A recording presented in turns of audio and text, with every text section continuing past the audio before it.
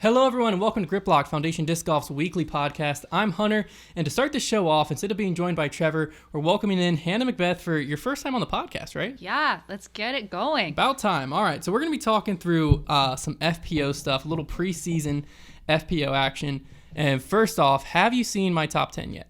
No. Okay, well, this is perfect. So I want to get your gut reaction, initial reaction to who I have in my top 10 and the order I have them.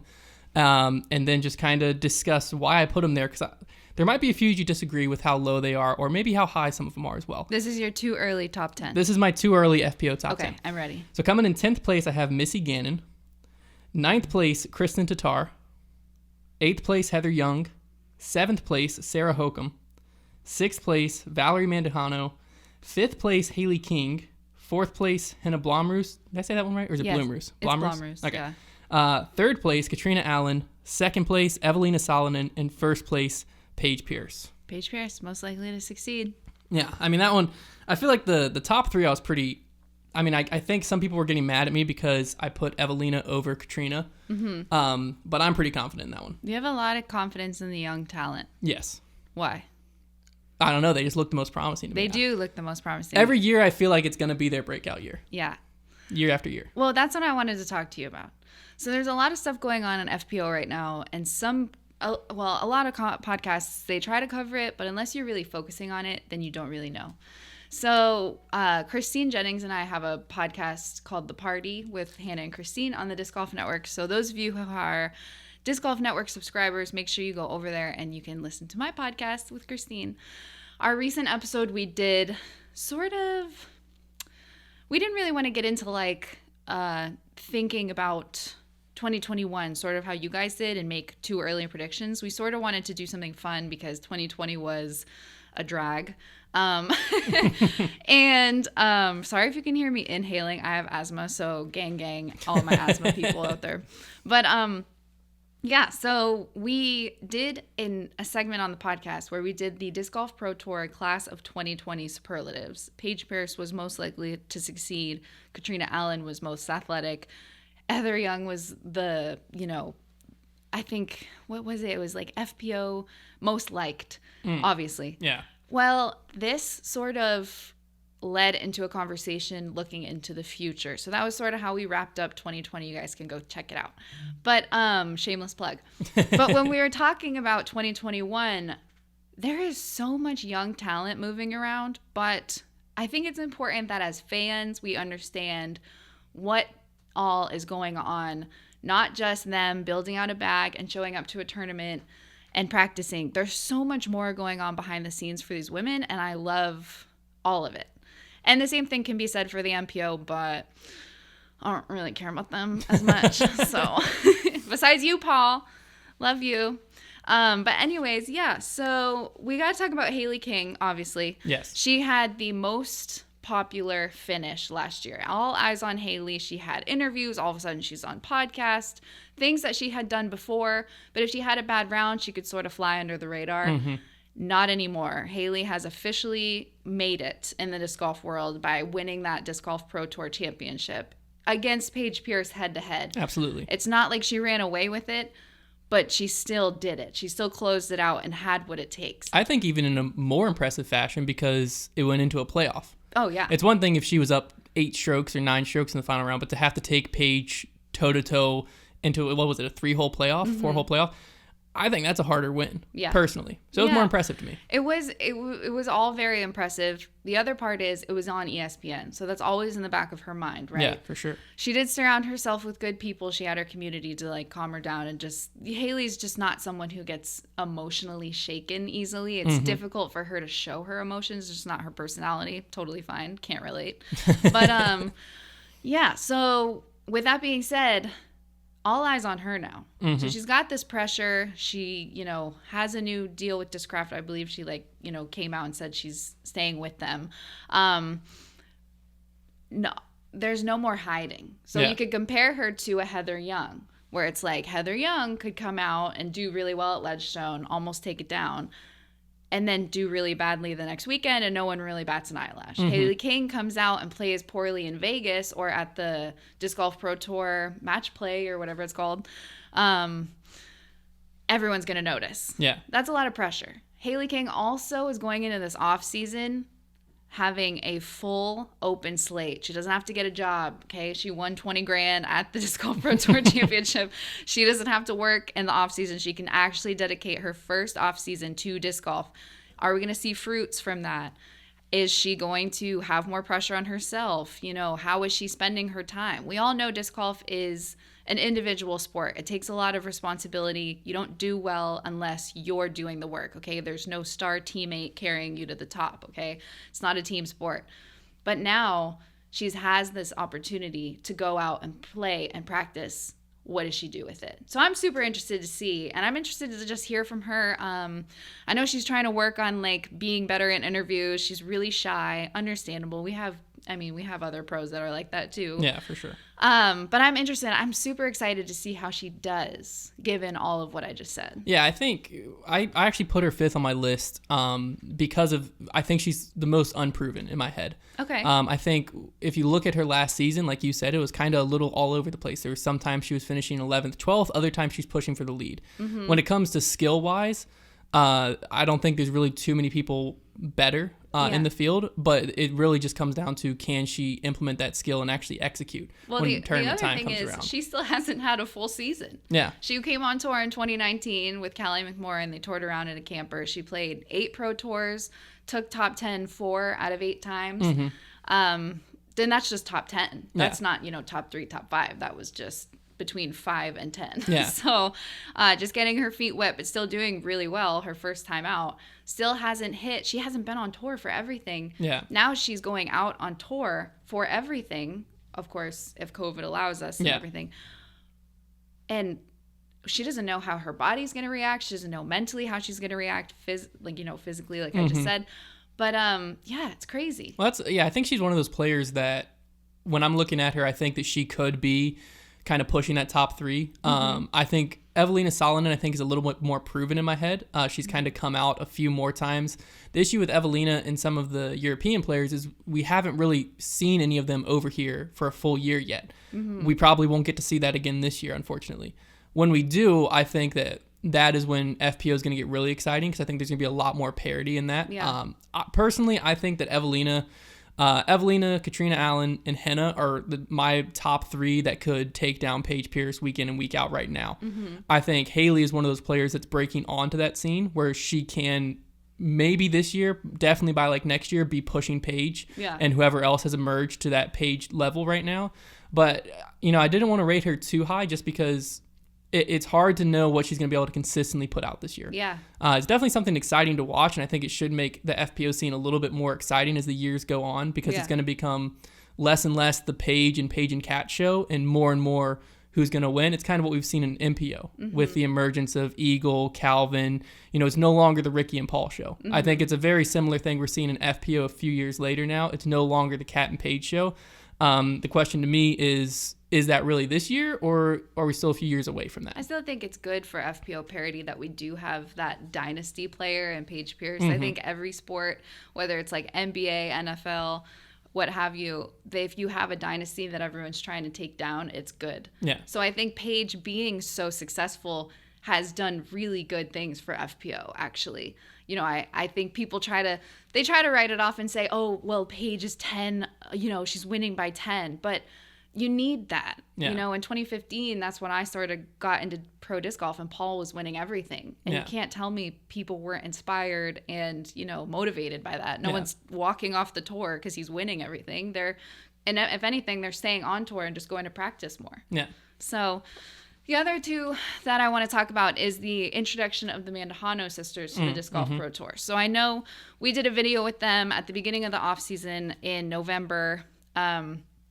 And they played doubles against Paul and John at Peaksview, and they were 5-5, which Peaksview is a very short course. I know all of you listening probably have one of those kinds of courses in your hometown, but they've never played it before, played blind, had already worked out that day, had been up since like 6 a.m. They're monsters. They're absolutely obsessed with disc golf, and it's awesome. But that video is doing really, really well, and so did they. They almost won against Paul and John, which is great. And so people started to take notice because they started to be more transparent on social media. They started to be more active. And they also did a couple other YouTube videos with some other channels in Texas, which is where they're out of. But they're very different. So I think people tend to pair them together like twins because that's how they are. They're a very tight-knit family, big on community. But Valerie and Alexis are super different. Alexis is the younger sister. She's the one who just signed with Discraft recently, and we're super excited to have her on the team.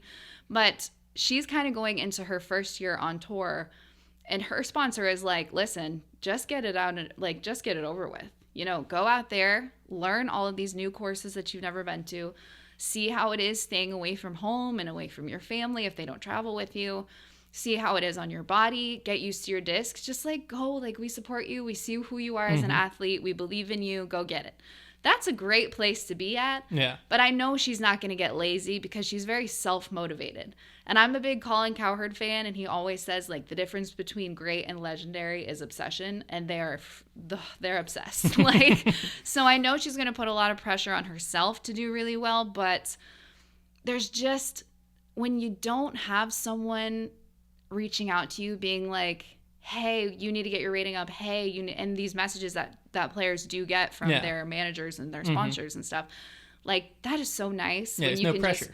just message Bob Julio, who's like the Discraft team manager, and just be like, I had a terrible tournament, and he's like, no problem, like you learned, you're taking things away, don't worry about it. Okay, so Alexis is obviously having to learn new discs. She's got to get the reps in. She's got to learn everything. Super excited to see how she does. But again, I'm not putting her, up high on my expectations. I'm just excited that she's finally getting started. And I think that's a great place for her to be. Sort of like a Heather Young, under the radar. If she has a great finish, great. But there's not an expectation there. That's a great place to be as an athlete when you're first getting started. Now we're going to switch. Valerie stayed with Innova, has been on tour somewhat. She's hit some disc golf pro tours, so has Alexis, but Valerie played Worlds in 2019 and she finished top 10. I think she finished like in 10th, which is crazy. That's her first time at Worlds. And that was a really stacked field. Everyone was there in Peoria. And so now she's coming out, she's making the moves, and Innova is like, we're going to promote you to Star Team. And for those of you that don't know, Star Team is the highest rank of team that you can be on Innova. And normally when I was on their team, the qualifications was like, you have to win something really or do something really significant. So like you have Jennifer Allen, who was a distance world record holder, so she got promoted because that's really significant. But then you have like, when Valerie Jenkins was on the team, she was a world champion, so she got promoted to Star Team, and same thing with Paul and stuff like that. Yeah. So you got to do something. Well, there are a couple women on that team who are still on Team Champion, which is a lower rank, who have done things like Ellen Widboom. Yeah. Ellen Widboom won a pro tour. She had a 63%, I think it was, win percentage this past year. She balled out. Oh, she's amazing. Yeah, I was shocked to see she wasn't promoted. Yeah, me too. I don't know the reasoning behind that, but yeah, well, it was crazy, and so I fully believe in Val, and I think they do too. She's proven herself at the events that she has gone to, but she doesn't have that big win yet. She also hasn't been on tour. So to promote her seems early. It's understandable, but it is early. And so she has that pressure from her sponsors who are like, hey, we promoted you, prove it. Yeah. Like, we're giving you this, now go earn it. That's a really intense place to be. And part of me thinks they know that. But part of me also wouldn't be surprised if the girls haven't thought about it like that, because they are new and they're not surrounded by a community that would maybe talk that way about them and be like, geez, Val, like, yikes. Like, everyone that they surround themselves with just fully believes in them, and there's like no sarcasm or jokes about it. Like, they're just like, go get it. Yes, you can do anything, which is great. But at the same time, there's a lot riding on this, I feel, for her for this year, not only from her sponsors, but also peer pressure, and that her teammates, who are sponsored by the same team in Innova, are going to be like, why, if they finish better than her, why, I would, they're Why am I probably not going to be there? calling them up and be like, Yeah. hey, why am I, like, what's going on? And so you never know. You don't know the details behind the scenes and everything going on over there. But it's really interesting. And so Valerie and Alexis, they're in two very different spots, but my eyes are on them. I'm super interested to see how they're going to handle it, because Alexis has sort of been like, hi, I'm with Discraft, yay. And everyone's like, oh, how cute of you. And Valerie is like, or Alexis is with Discraft, and Valerie is more like, I'm ready. Yeah. Like, bring it on. And everyone's like, oh. Yeah. She's brought a lot of attention to herself before going out. And I know how that feels. Brody knows how that feels. It's a lot. Okay. Yeah. It's a lot to manage your own expectations and then the expectations of others. It requires a lot of energy, and so. Yeah. When I'm thinking of Valerie, I almost put her in the same category I'm putting like Haley King and some of these other Heather Young, these other up and comers who, although those players have already proved themselves a little bit, with Haley's signature win, Heather Young pushing at the women's national championship, as well as some other tournaments throughout the year. Valerie, when she showed up at Ledgestone, I believe she came in like 5th or 6th. She was on the feature card. She's been in these situations. She's felt the pressure. I expect her to perform well this year. I'm not expecting the pressure to get to her. Whereas Alexis, I don't know a ton about, to be honest with you. Yeah. When she's shown up at tournaments, she hasn't really been pushing the top. Yeah. You've played with her some. How far away do you think she is from getting to that Haley King, Heather Young skill level? She's right there. She just was injured. So she won. Okay. Alexis took down the AM Worlds in 2018 and then sort of made her way over to pro in 2019. When she made that, she didn't... these are the kind of girls who play 4 rounds a day, okay? Like, they wear and tear their body and they don't recover well. If you're going to invest in your wear and tear, then you have to invest in your recovery. Otherwise, someday you're going to be a 28-year-old lady like me, and you're going to be like, dang, I'm sore, and now I'm not recovering at all. No, but that was her issue. She went too hard at first, and now she's paying for it. So not only, I should have said earlier, not only does she have to learn all this plastic, she also has to take time to, like, allow herself to recover between sessions, because she didn't. So she's right there, but physically... I don't know if she's right there yet. Okay, so this will be an interesting year for her. See if she can kind of break into that top 10 a few times. It might be kind of like Heather Young or Haley King's season last year, like where you were saying there's a few breakout performances, but then she's able to fall under the radar the next time, and no one's going to see her in 20th and immediately count her out. They're just going to be excited when she's up there, whereas Valerie's going to have that other pressure. Yeah. Of, at least in my eyes, I'm expecting her in the top 10, a lot of times in the top 5. Yeah. At these tournaments. I don't know if that's an unrealistic expectation. It doesn't feel like it from me, but that's just from what I have seen from her. I don't understand why she wouldn't be doing that on a regular basis. So I'm excited to see what Alexis is capable of. I do think it's interesting that they've split sponsors, because like you said, until I met them, I thought they were twins. And I think a lot of people think they're twins. So you just think of them as one. They're always even been marketed as like the Mandujano sisters. Yep. Like you very rarely talk about one without the other. And so I think it's interesting that they've split sponsors. So now, at least in your head, it's going to be a lot easier to distinguish one from the other when they're being marketed and stuff like that. That seems like a strategic move. I don't know if it's by both of them or just by one of them. Or it might have been as simple as Discraft was also offering Alexis more.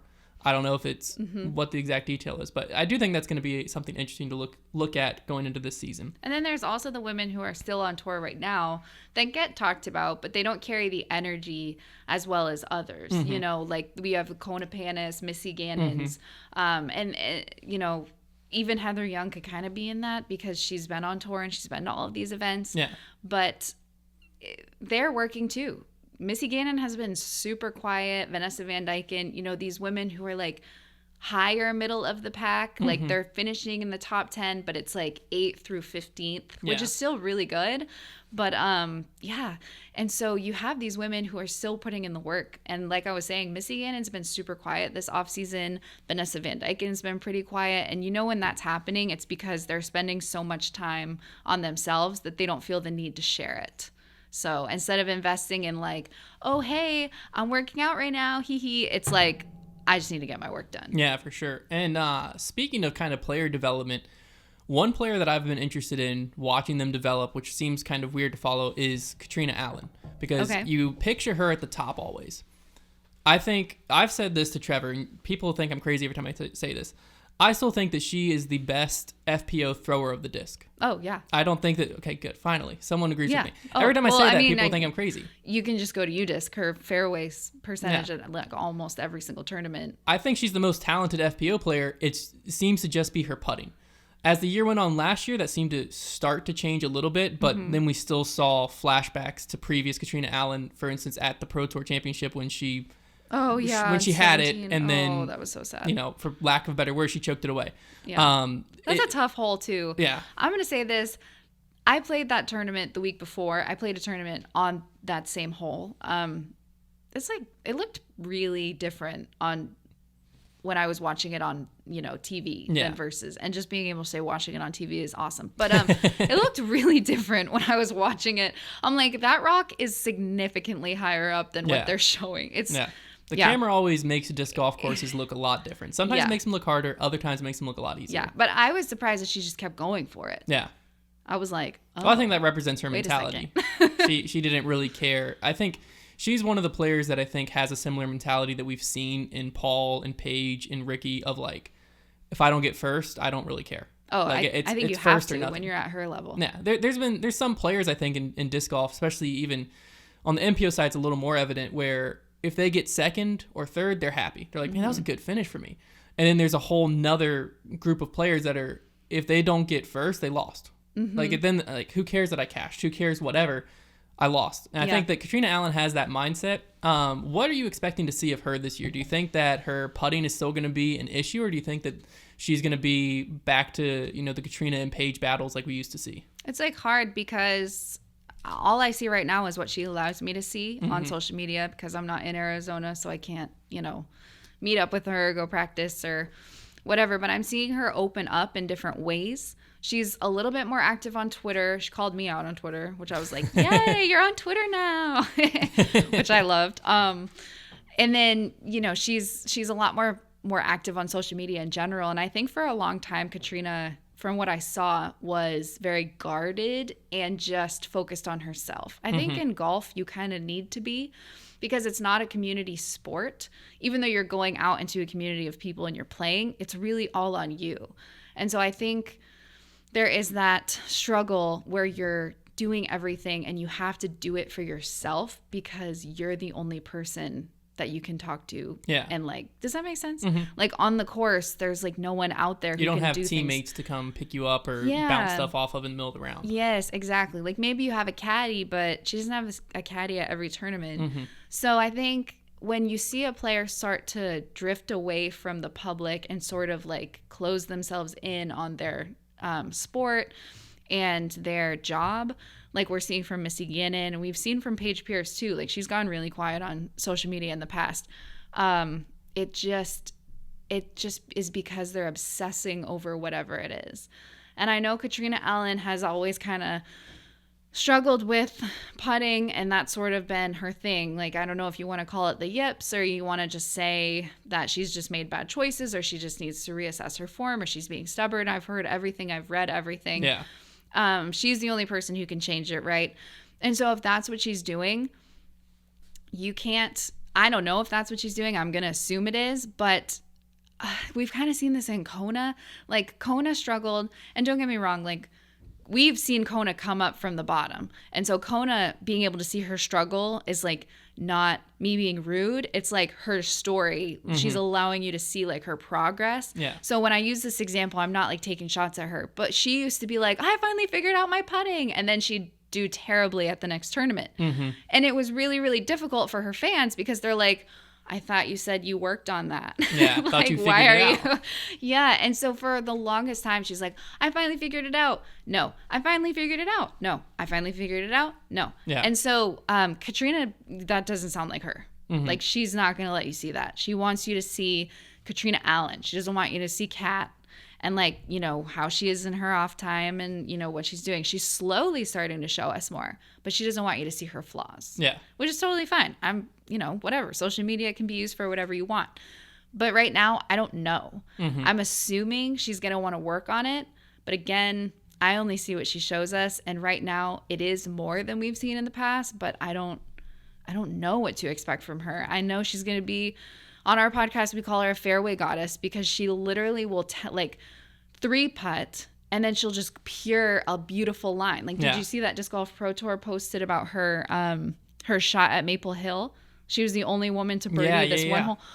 Oh my gosh, she probably took a bogey on the previous hole from putting. Like, and then she just, the mentality that you have to be able to do that. If she can get her putting in, look out, because oh my gosh. And she kind of started to towards the end, actually. She was doing like straddle putting and everything and just trying to change things up, and it was good. But yeah, she's, she definitely is worthy of the fans that she has because of everything she's gone through and how she's just continued to push. And I'm super, super happy that we have someone like that in FPO because it's a good example of just keep going and believing in yourself. And like, I think too many people just think this sport is too easy, and it's not. Yeah. So, yeah. Now, one thing I want to kind of get your opinion on, looking at 2021, if you had to guess, which this is nothing but a guess. Okay. So, if you had to guess, are we about to see a Paige Pierce dominated year, or are we about to see something we haven't really seen, which is, 3 to 4 players that are always in contention and always pushing? Is this the parity year, or are we still a few years out from that? It's hard to know. Gosh, is this the parity year? The West Coast tournaments are all wide open for the most part. Vegas is like very wide open. There's a lot of OB. There's a lot of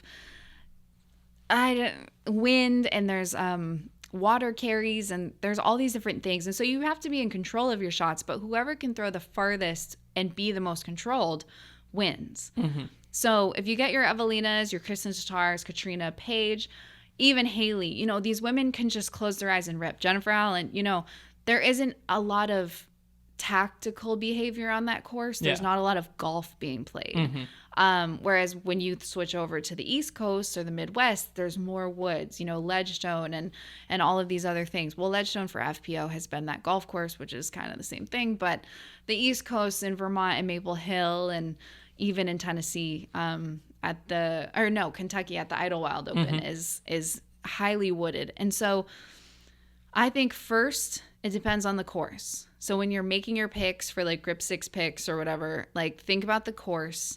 And then also, who's going to the tournament? And how many tournaments have they been playing? Because I'm going to tell you this. If they have to play 6 back-to-back tournaments, Paige and Kat. Yeah. Because they're the only ones that have done it and can do it. Yeah. But these other girls, they're going to have to work on that mental muscle if they're going to be on tour. Like, being on tour is really, really difficult. So to answer your question, I think the FPO is going to get closer, but Paige Pierce is the best FPO that we've seen. Yeah, I agree. I don't think we're at the parity years yet. I don't think she's going to be blowing away the field by 10 this year, if everyone can show up. But I don't think she's going to lose. Yeah. Well, I mean, one thing that we also know is Alabama just won a national championship, which means Paige Pierce is going to win Worlds. Is that what that means? I forget the thing. Because that also means, I think, that the Patriots are going to win the Super Bowl. Well, that's definitely not happening. They're not even in the playoffs, are they? I mean, Tom Brady might still. I just meant he could do eventually. Something. I just meant in the future. I didn't mean this year. Thanks for reminding me we got kicked out by the Dolphins. I was going to say, Tom Brady might still win a Super Bowl. Oh, no. What if that's not the same thing? Oh, no. Maybe he's the one tied to Alabama. Oh, no. I don't know if that still holds true, but it's also an odd year. That's amazing. An odd year also means Paige Pierce is going to win Worlds. So she's got 2 things going for her. Basically, what I'm saying is you're 100% guaranteed a Paige Pierce World Championship this year. And if not, you can take that up with Trevor. One final thing I wanted to talk to you that's not exactly about this year per se, but more about the future of FPO is this is an idea that I've kind of thrown around and talked on this podcast several times about, and it's about the FPO scoring, right? Okay. If you look at a tournament like Jonesboro, Jonesboro was a great example where the FPO and the MPO scores at the end of the day were very close. Paige was able, I think Paige's hot round was like 14 under, right? So my argument was that seeing scores like that are more marketable to non-FPO fans, turning them into FPO fans. Because if I walk up to you, because I know the argument at the end of the day is par is relevant. Like, it doesn't matter. You know what I mean? A 54 is a 54, period. Yes and no. If I walk up to you and we're both just disc golf fans, I watched the Jonesboro Open coverage, you didn't. And I'm like, did you watch Paige's round yesterday? And you're like, no, what'd you shoot? And I'm like, 1 over. Yeah. you're like, oh, okay. And you're probably not going to go back and watch it, even if that was a 1,000 rated round. Then if I come to you and I'm like, did you see Paige's round yesterday? You're like, no, what'd you shoot? I'm like, 14 down. That just sounds like, oh my gosh, I've got to watch this. Do you think that that's something that should be taken into account as FPO moves forward, where tournament directors, course designers should be taking the FPO, whether it's, specializing the tees for them or readjusting the pars if they're playing the same course layout as MPO, which is happening some, but to a more extreme degree, to where the scores are looking very similar between the MPO winner and the FPO winner? Is that something that should be considered as we move forward? I've played some holes on tour that are made for the open division. The majority of the people playing in the open division are men. So you're built differently and your abilities are different than mine. And those are like the 400-foot water carries, before you attack a par 4 fairway. It's like, okay. So yeah, there's stuff like that for sure where it should be a different tee pad. But for the most part, a lot of the courses that I see just change the par and give us the same opportunities, because you don't want to limit the field's abilities. And my opinion on this is always changing, and please remember, I'm like 9-10 rated. So, take this with what you will. I have heard several different things. I've heard from the Sarah Holcomb side. I've heard from Paige. I've heard from Kat, Haley King, Evelina. I've heard from all of the women, even the ones who are just starting out, what they think about the courses, and they just want to play well. So they don't care, as much as you would think. They just need to play well. Birdies are super fun. I think birdies make people stay in the sport. I played our home course today and didn't catch birdie. Probably won't really love playing there a lot. But if the pars were different, then sure. Birdies are really fun. But I don't think they're necessary for people to be like obsessed with watching the FPO. Now, in saying that, they are really good for catching someone's attention, but you connecting with something about the player is what's going to keep you a fan of FPO, because Paige Pierce is never going to consistently do things that are going to blow you away the way that like a LeBron James would or a Paul McBeth would. So for you as a man to be interested in FPO, you either have to relate to the way that they're throwing, which I think you would, or you have to be like, Brody's like, oh, what's this FPO business? Oh, Paige Pierce representing Texas. I'm from Texas. I want her to win. Suddenly she wins. And he's like, oh, at Paige Pierce, great win. Way to represent Texas. Like, you'd be surprised how many people show up in my DMs after I do commentary and are like, I'm a huge Katrina Allen fan now because I didn't know that she was from Minnesota, and I didn't know that. Or I loved how you talked about the Mandujano sisters. I didn't know that about them. But to capture your attention first, there has to be a display of skill. So you're almost saying that it's more developing, like the media should be more covering I don't want to just like shorten the courses so they can get birdies so more people will watch. Yeah. Because what did that actually do at the end of the day? Evelina and Henna are the players that they are because they stuck with the sport on courses that were not designed with them in mind. Yeah. Like Katrina Allen has said in several interviews, I throw far because I had to when I first started.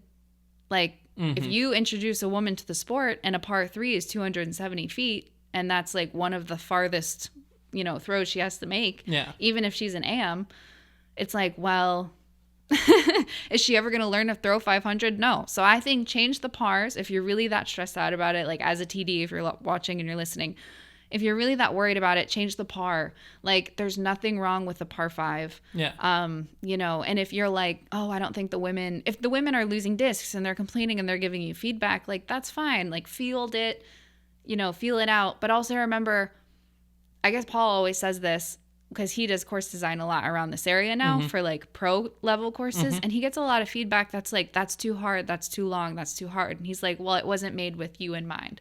So just think about like, what level are you trying to work for? Yeah. Because I think FPO and AM men are different. And like they're their own thing. Yeah. So I guess, it's just tough. So I guess for most courses, even just the par change would be fine. But don't like take away the opportunity. For sure. You know, because Paige can clear 400 feet of water. Yeah, and so that's can going to a be lot more, of women at more the top. exciting to watch that than shortening and so stuff could up. I, so could a lot of women. If that was what it takes, then you learn it and you do it. Yeah. You know? So I do think it's interesting that you went back to the storytelling, because I think that's something that as disc golf media is growing, we need more of. Because even on the MPO side, there's a lot of pros I know nothing about. I can tell you their stats. I can tell you what company they represent. And that's about as deep as it goes. Yeah. Jomez has been doing this more and more. It's been a great addition. They're like I forget what they call them, but basically they're profiles of pros. It might literally be called profiles. I think it's called Profiled. Yeah, Profiled. There it is. Yeah.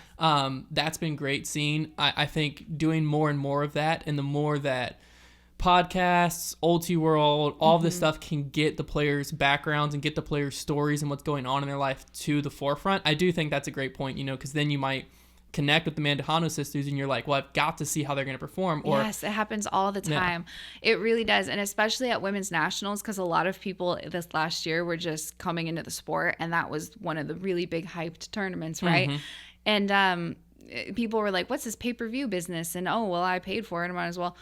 And it's not just women, from their local club sitting around watching it. It was tons of men and women and children and grandparents and all these people. And they're like, DMing me on Twitter and Instagram, and they're like, I watched the whole thing. I didn't think I would. Yeah. Like I watched all of it. I can't believe Katrina came so close. I can't believe Paige, and I was so happy for her, and oh my gosh. And it's so simple because it's just commentary. And so, and I think also it brings up that point of, we kind of talk about this a lot on Twitter, it gets talked about, but like, just because you're a professional athlete doesn't mean you all of a sudden know, and you're winning, right? Like, doesn't mean you all of a sudden know how to represent yourself. Yeah. Some people are they struggle with that because they're just introverted. And so, maybe a podcast invite is like the most intimidating thing ever. Yeah. And so when we do our podcasts, I'm never like, okay, here we go. I'm like, I just start having a conversation with them and I hit record and I don't tell them. And it's post-produced. So if they say anything, if they say anything where they're like, oh, I can't talk about this, then I just edit it out. Yeah, for sure. But yeah, I think just being open to the idea of people aren't, there's not like a thing that you like fit into once you become a pro disc golfer who wins, and just giving them grace and like giving them opportunities to show off who they are.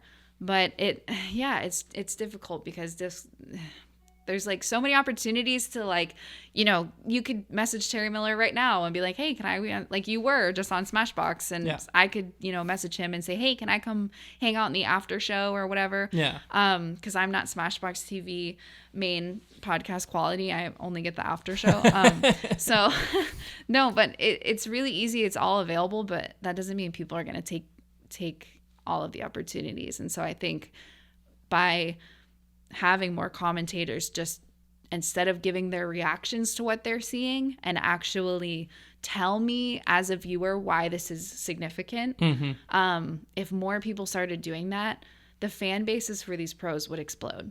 For sure. Yeah, I think that's a great way to look at it, especially as we look into growing the FPO side. Well, thanks for joining us today. Yeah, it was so much fun. Go ahead and let people know. I'm sure the majority of people listening right now already know where to find you, but just in case there's someone out there who's listening to this podcast that doesn't know where to find you on other social media, why don't you go ahead and plug away your social media and your podcast and anywhere people can connect with you. So, yeah, I have all the social medias, but Facebook is only for family and friends. So please stop sending me friend requests unless you're my family or my friend. Instagram, I'm really quiet on Instagram. I'm trying to get better, but I post a lot of stories. So you can follow me on Instagram at HannahEMcBeth_. And then on Twitter, I'm super candid and I tweet all the time because it's so fun and so easy. And that's at HannahEMcBeth. And yeah, so the other thing is our YouTube channel. I run Paul's YouTube channel. So it's youtube.com/Paul McBeth. And then, so we put out vlogs every week. Try to do it on Monday and Friday, but like we're moving and it's kind of stressful. And, and so the other thing is, if I know I've already plugged it, but Christine and I have a podcast on the Disc Golf Network that you can go check out. It's the Party Podcast with Hannah and Christine. And we post podcasts either Wednesday or Thursday, depending on when they get uploaded. So Yeah, but it was super fun. I'd love to come back and talk more about FPO when the season starts. Absolutely. Yeah, as the season gets rolling, we'll definitely have you back on. It is now time to hop over into a fan favorite segment of Trevor's Trivia. All right, Trevor, what do you got for me today? All I'm right. pretty excited about this one. He's told me that it is harder than I think. And that's the only hint I have so far. This is a new game I've invented.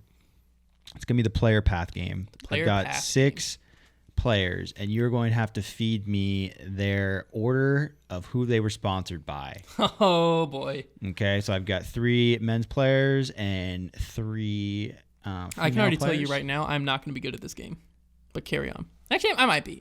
You're pretty good at this sort of thing. So you always say that, and then you end up being very good. So we're going to start off with one that is pretty easy. Richard Wysocki. And you have to go from oldest to newest. So he was originally on Innova. Correct. He then jumped to Prodigy. Correct. From Prodigy, he went to Latitude 64 and then Yes. back to Innova. Bingo. All right. So you've got the easiest one. The original one is going to be the toughest. There's some the players who they weren't yet discovered. Right. Who did they start with? I didn't really throw in any that. There's only one that's very much like that. All right, okay. we'll see. This one is pretty tough though. We're going right into a pretty difficult one, and that is Nico Lacastro. Yeah, I knew this was coming. This As is soon as tricky. you said the player path game, I knew exactly where you were going. This is tricky. So Nico's first sponsor was probably Gateway. Correct. And then I feel like from Gateway, he went to a span where he was not sponsored. No. Okay, so Gateway to Innova. Yes. Back to Gateway. No. Dang. Daredevil next? No. Prodigy, definitely. Yes. From Prodigy back to Gateway. No. From Prodigy to Daredevil. So I'll give you that. So he went from Prodigy to Mixed Bag. Wasn't with Gateway technically. But he was with Daredevil. And then to Daredevil gave him a partial So he sponsorship. did go from Prodigy to not sponsored. Yeah. Okay, Prodigy not sponsored, Daredevil. And then Daredevil gave him partial. And then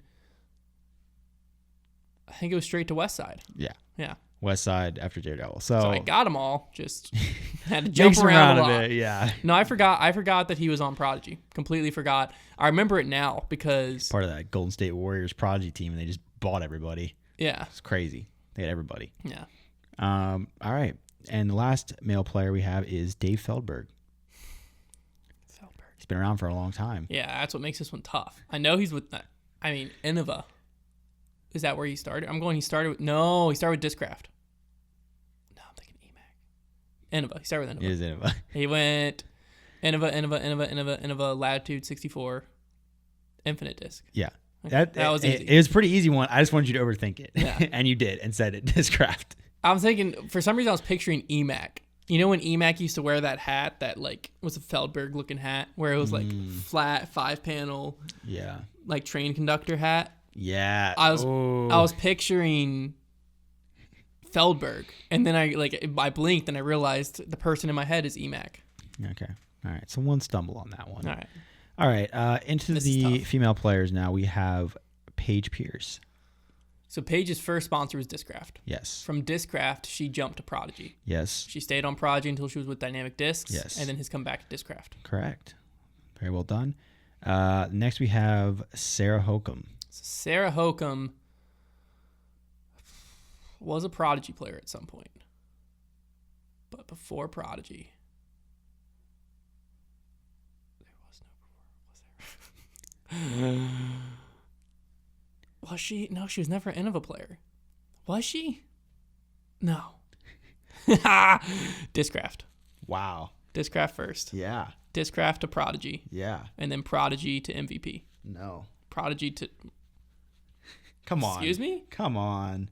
She was with another team for 3 years. Latitude? No. Dynamic? No. You know this. You're going to feel so dumb. We just talked about this not that long ago. Legacy Discs. Ah, frick. You knew that. I completely forgot about her stint with Legacy. Yeah. Completely forgot. Wow. When she won a Worlds, Prodigy didn't exist. So she definitely had a sponsor before that. Yeah. Took you a while to draw that conclusion, but you got there. Who was she sponsored by then? Discraft? Discraft. Yeah, I don't remember her playing for Discraft. I just knew there was a sponsor before Prodigy. Right. I didn't know who it was. Okay, so I wonder what her bag was like when she played with Discraft, being that forehand dominant and an old Discraft lineup. I don't have the That had to be foggiest tough. idea. Okay. Well, back then, I mean, she could have been throwing. Maybe she was throwing Surges. Yeah. I don't know. But XLs. for fairways, you had Predator or Die. when it comes to forehand. Yeah, I guess so. All right, so the last one, and this one, I would be incredibly impressed if you get this let's right. hear it. Let's go. I had to dig into a disc golf magazine article to figure the roots of this player's sponsorships out. It's Katrina Allen. Nope.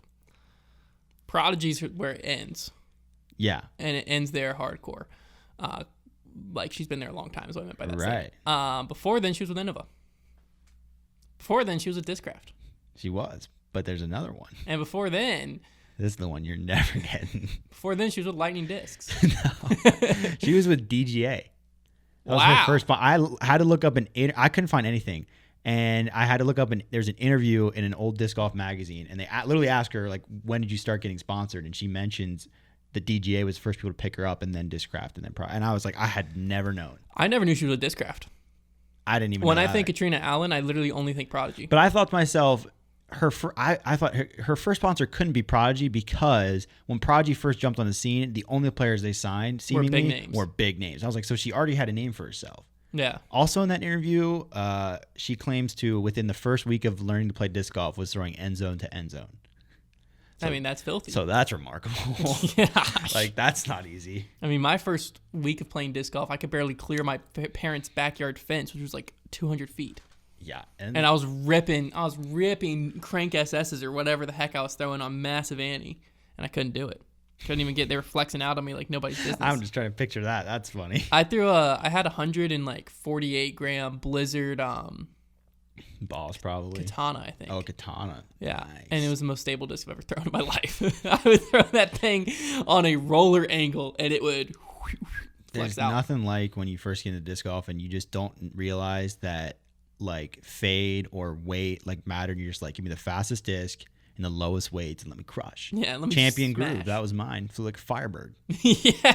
I was literally throwing it into trees in my backyard like, get straighter. And I'd throw it in a tree like 5 times and then throw it again and be like, I think it got straighter. My parents It sure did. my parents had a like they still have it, a brick wall that was just like a retaining wall. Yeah. I would rip mid ranges into that thing, just trying to get a rock to flip like Paul's rocks did. That's all I wanted. My house was made of brick, and when I would hit that thing, and you would just see the nasty like scrape it would make, and that cringe. I took Champion rocks and I was just pelting that thing left and right. That is one thing I always envied, was like being able to have a rock in your bag. Like I have had a 2-time rock 3. I had it for like 4 or 5 years, and it's still overstable. You didn't throw it into brick walls. I threw it all over courses though. Yeah. And just shipped it off to Texas to have a new life with my buddy. But yeah. Man. Anyways. So when I was looking into FPO for the beginning of this segment, but also for my top 10, which you heard me talk about my top 10 at the beginning of this episode. The link's in the description below if you want to check that out. Basically, if you're listening to this on audio, you can head to foundationdiscs.com, scroll to the bottom. You'll see a link for blogs. It'll take you right to it. But when I was looking into it, I noticed something weird. Okay. Yes. With the European payouts. So the PDGA Tour Standard, I know this. I double checked it today, make sure I wasn't crazy. PDGA Tour Standard requires open fields to pay out 40% at PDGA sanctioned events. Yeah. Upon farther investigation, that only applies to North America. It literally says North America payout restrictions. Super odd. Yeah. So after searching for almost an hour, literally, maybe even longer, I don't really remember. I kind of got lost in the sauce of PDGA's website. There we go. After searching for a long time, though, the only European-specific rules document I could find was the bylaws by the European Board of Directors that was in Finnish, and I translated it from Finnish to English, and it said nothing about payout, so that was a waste of my time. But there's also no European tour standards I could find. But what's weird is the Prodigy Disc Pro Tour, which is the European, a bigger tour in Europe, from what I can tell. Yeah. It's paying about 25% of the field instead of 40%. Which, like, in fairness, is something that we kind of root for. Yeah, well, We want less people getting paid out. It also got rid of the minimum payout requirements. And by that, I mean, right now in a PDGA event, if a field has 4 players, they're requiring you to pay 2, which is technically 50%. And you found a division where it was 4 and 1 paid out. Yeah, right? they had a division of 4, and they stuck to 25%, only paying the winner out. Now, in the European Tour, we've talked about cutting this, the Pro Tour and stuff, cutting payouts back and what it would do to pay out. In the European Tour over there, 25% payment the breakdown between like first to second, second to third, and so on and so forth. Not great. It wasn't massive. No. But even with that, even with the breakdown being almost worse, to be honest with you, than in the U.S. as far as difference between first to second and so on, it still created a 5% payment increase for the top of the field.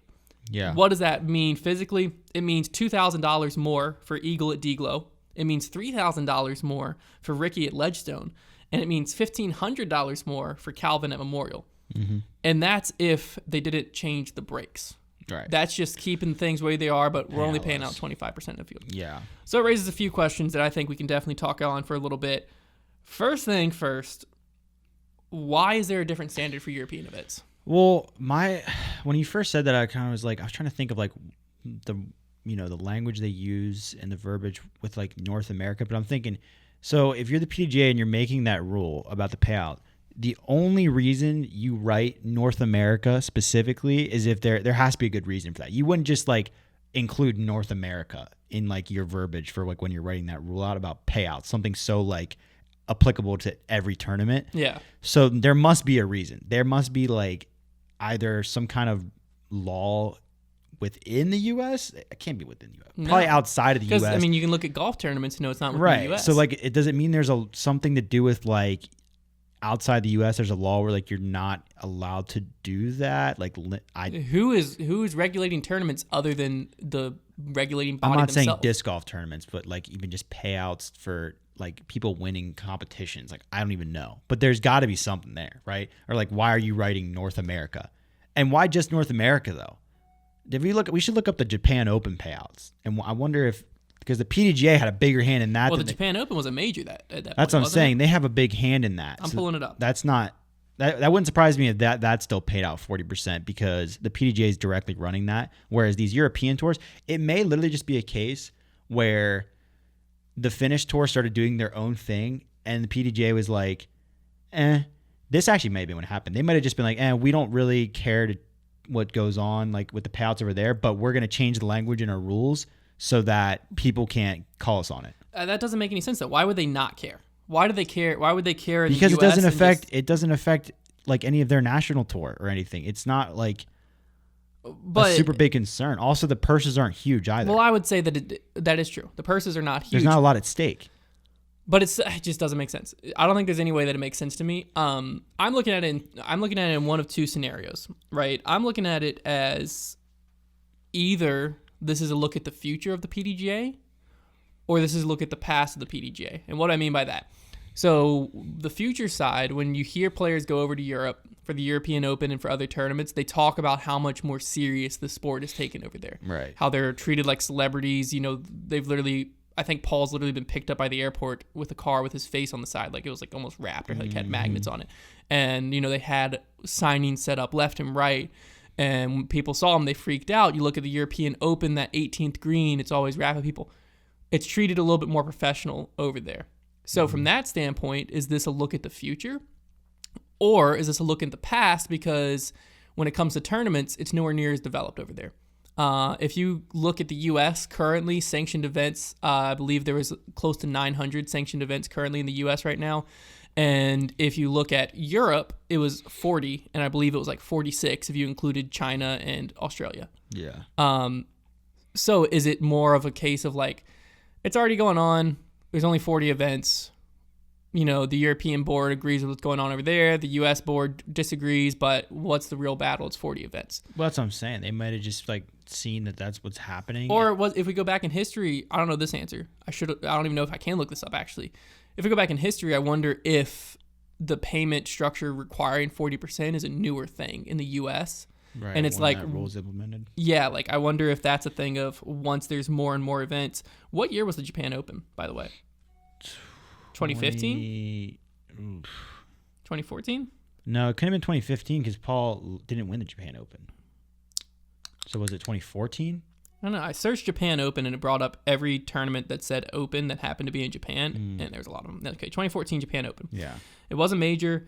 There was 118 players, and they paid out 58 of them. So that's about right. That's about 40%. Mm-hmm. So yeah, when it's a major, the PDGA implements their own thing. I'm thinking it's just like the Europeans just want to do their own thing, and then the U.S. board was kind of just like, okay, but let's make sure we update our rules so that people know that our stuff only applies to North America. We'll let them do their own thing. That's still just very, very interesting to me.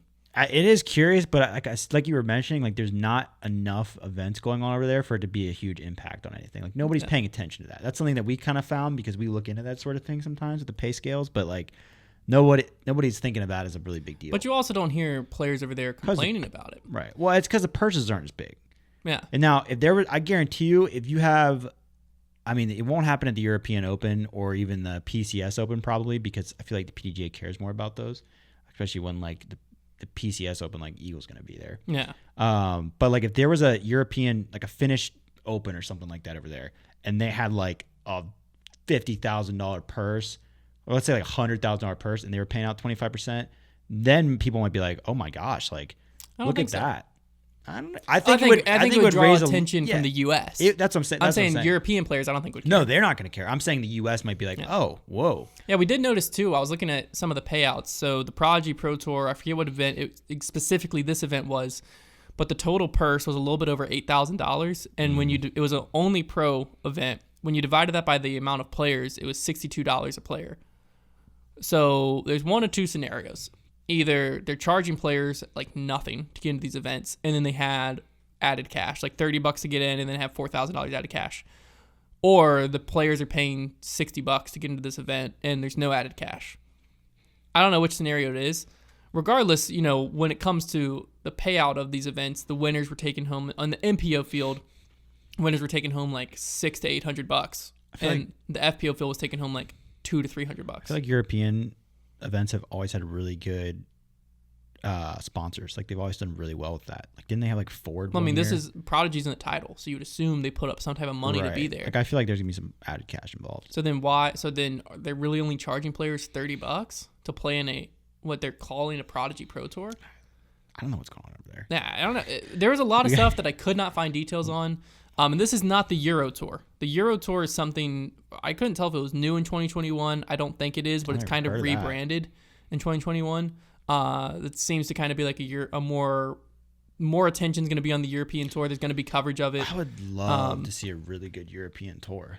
I think this is what the Euro Tour is trying to be. Right. They just signed some type of contract where there's going to be coverage of it all next year. Oh, that's awesome. I think that'll be great for exposure because I think there's a lot of players in Europe that us in America are sleeping on right now. Oh, I know it. And so I think being able to see some of the things that these guys and girls can do over there. The girls I don't think we're sleeping on that much because we know Evelina, we know Henna, we know Kristen Tatar. They've made noise.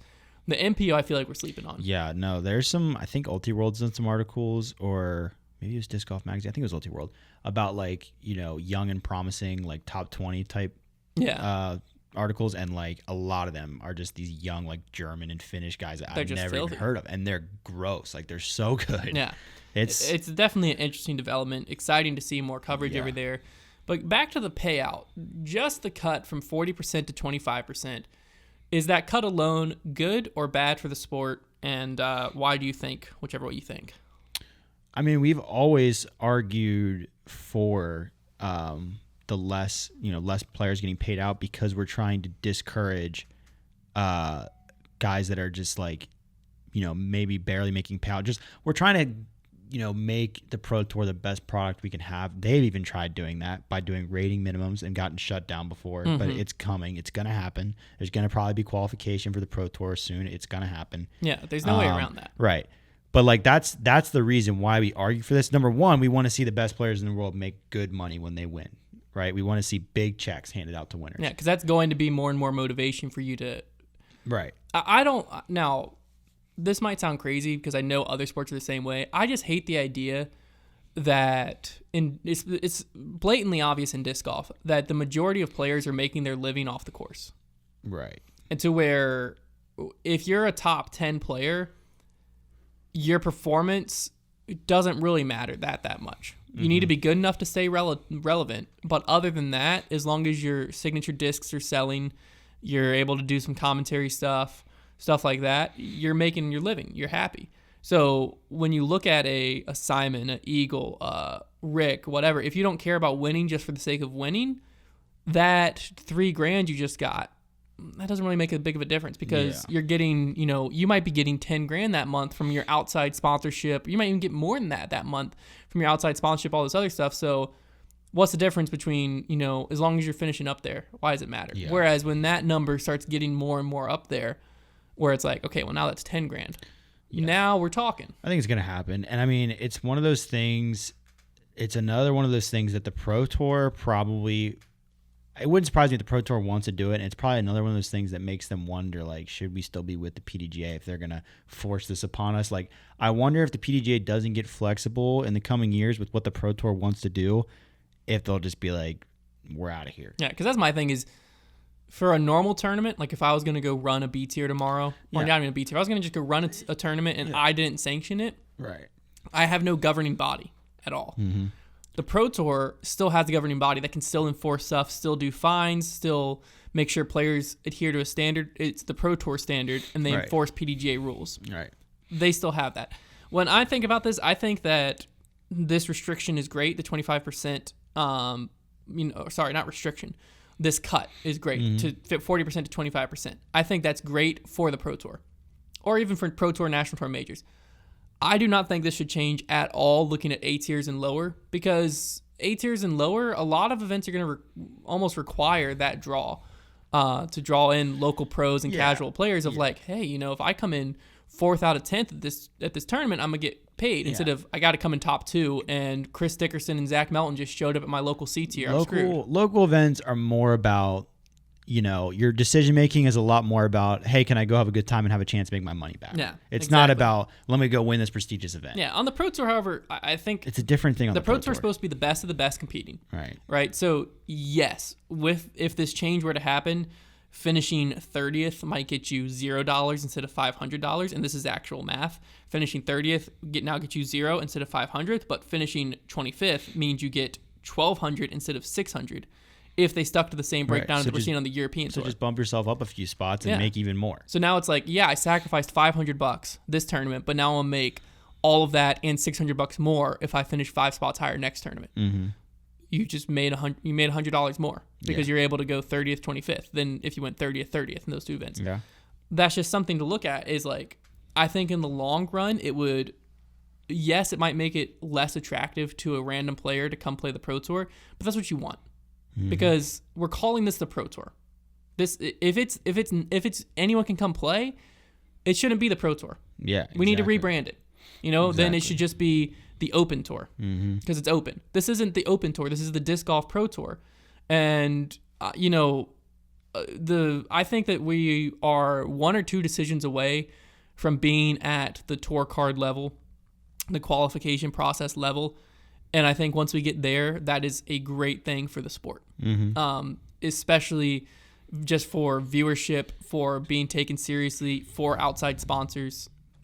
All of the above. It's going to do so much for professionalism. I mean, and just as a player, being able to make a name for yourself, like you'll be able to say, I play on the Pro Tour, and we'll be able to be like, well, then he must be good because he's got his tour card. Yeah, he's on the Pro Tour. If he's on the Pro Tour, then he's legit. Yeah. Whereas now you could name somebody that plays, half the Pro Tour and you'd be like, oh, I don't know if he's any good. Yeah. Let me look. But if you've qualified, then you must be good. Yeah, I think there's also one thing to be said is like every time we talk about this, and talk about how growing the Pro Tour and we relate it directly to growing the sport, there's kind of there's 2 different kind of aspects of it where people are like, well, that doesn't really grow the sport. And then there's also the people that are like, screw growing the sport needs to stop growing because my local course is getting packed.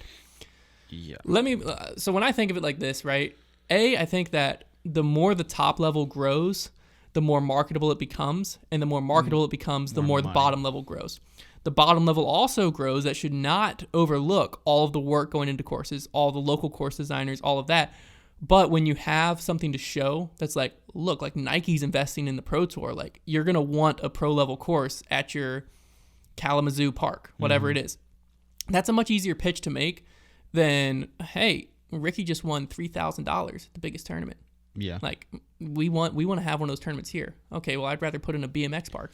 You know what I mean? Right. These are the conversations that probably not that exact conversation, but as the sport grows, it's easier and easier for disc golf to get their way with local parks and recreation places and stuff like that. And how I look at it is like this. If we look at whenever grow the sport is implemented it, it looks like a plant, right? Like they always use plants. Mm-hmm. I think that's a perfect analogy because if you look at a plant, right, and you have a plant in your backyard, growing the sport is like watering the plant. If you do that, it's going to continue to thrive. It's going to continue to grow. It's going to continue to get bigger and better. The second you stop watering that plant, at first it might be like, perfect. The sport's the perfect size. My course isn't too busy, whatever. You know, when you look at it long term, that plant's going to die.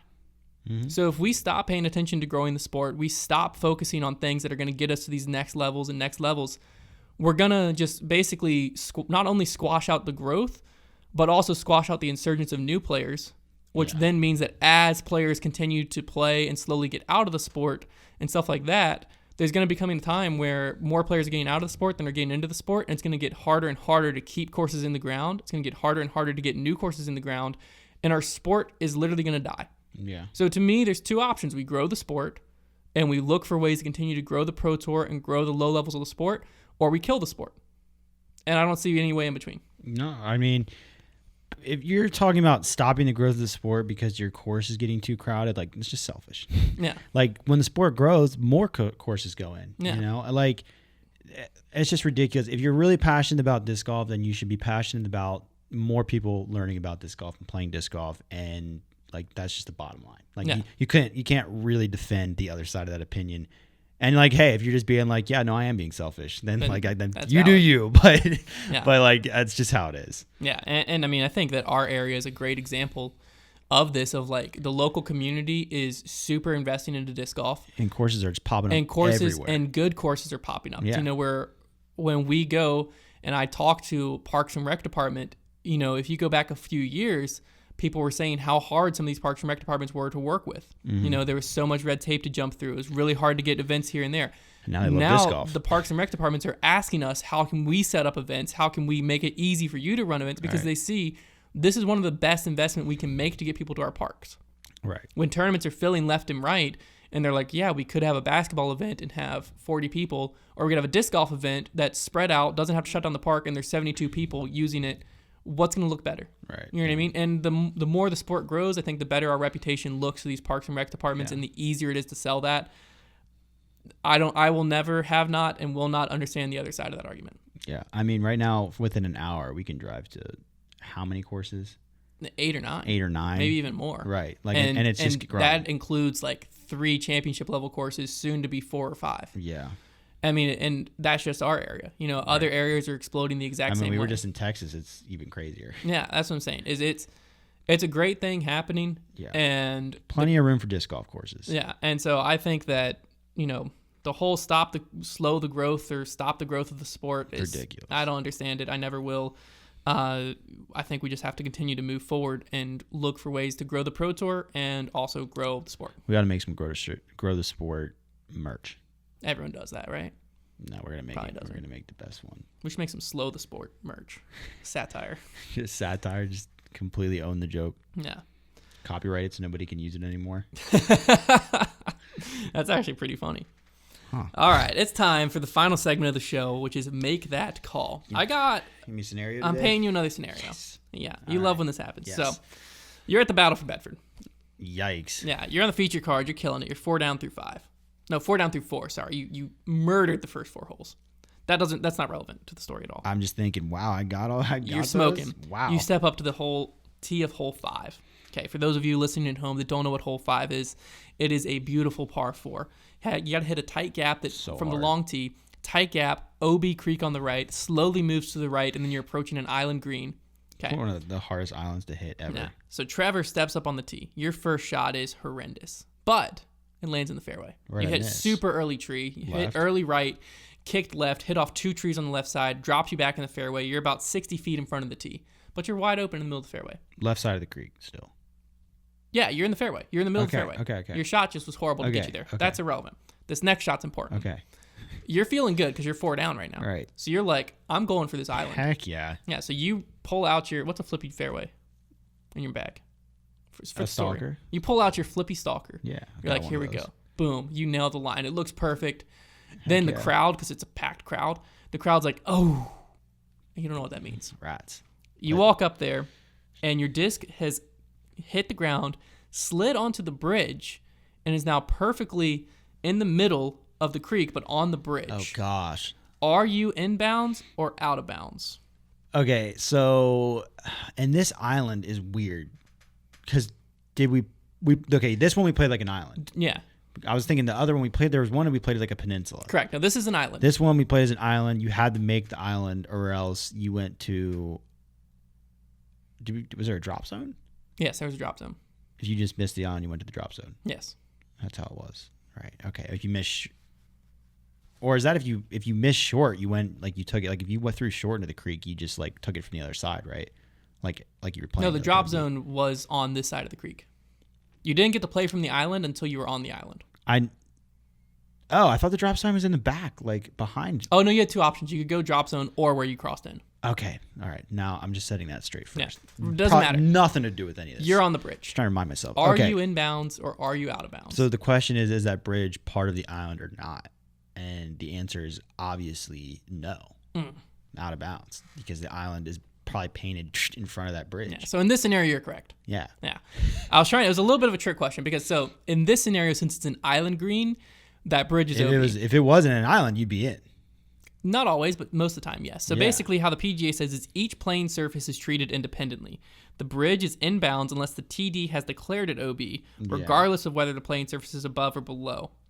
Regardless of if it's above or below OB, whatever. Because I've played events where I've landed on bridges and been able to play from there. Yeah, that's why I was hoping you would overthink it and think it's inbounds because I was just thinking if that's inbounds, then where does the island end? Yeah, because if it was inbounds, it wasn't an island. It was a peninsula because that would have crossed. Listen, man. I thought I had you there. I know my topographical features. When I was hoping that you were going to overthink it and be like, oh, well, I'm on the bridge. Masses. It's inbounds. But yeah. no, since it's an island, you're OB. Dang. Sick.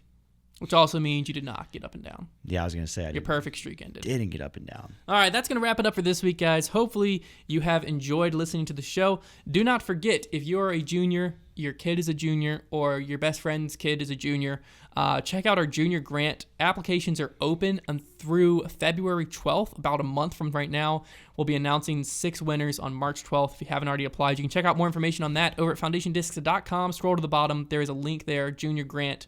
Another reminder, the Battle for Bedford. We just announced the dates, September 17th through the 19th of this year, $10,000 added cash. There is going to be some great pros there. We already have Paul McBeth, Brody Smith confirmed. We just got confirmed Adam Hammis will be there, as well as Jeff Corns. Can't forget about Jeff. Can't forget about Jeff. There's going to be probably a pretty sick feature card. I'm not going to say spectators are allowed because we don't know what COVID's going to look like, but you know, I know last year we were able to have about 100 spectators with the COVID guidelines. Hopefully at least that will be available, if not more, but we'll just have to play it by ear. Regardless, if you're able to play in the event, it's going to be one heck of a good time. So that's the Battle for Bedford. It's on the PDGA's website. And also stay tuned to our social media. There is an announcement coming soon that is somewhat involved with the Battle for Bedford. Ties into it a little bit. That you, especially if you're in the Virginia, anywhere near driving distance of Virginia, you're not going to want to miss this announcement. Definitely not. I don't know that I've been more excited for an announcement. Wow. I'm very excited. Bold words, but I'm very excited. It's going to be a fun year. You're going to want to stay tuned to all of our social media. Links for those are going to be in the bio or in the podcast notes, depending on what platform you're listening to. If you're watching this on YouTube, leave us a comment down below, letting us know what you agree with, disagree with, love us, hate us, whatever. We read them all and we appreciate all of them. Same goes for Apple Podcasts. Leave us a review and let us know your feedback on there. We take all the feedback very seriously. Your feedback is the sole reason there is a desk here. It's the sole reason there's a TV in the background. And all of that stuff. We take it, we read it, we listen to it. Even the ones that just tell us we absolutely suck, you know, we take that to heart. You know, it hurts, it digs deep, but we move on. We're still here. Yeah, still kicking. All right, guys, that's gonna wrap it up. We will talk to you all next week.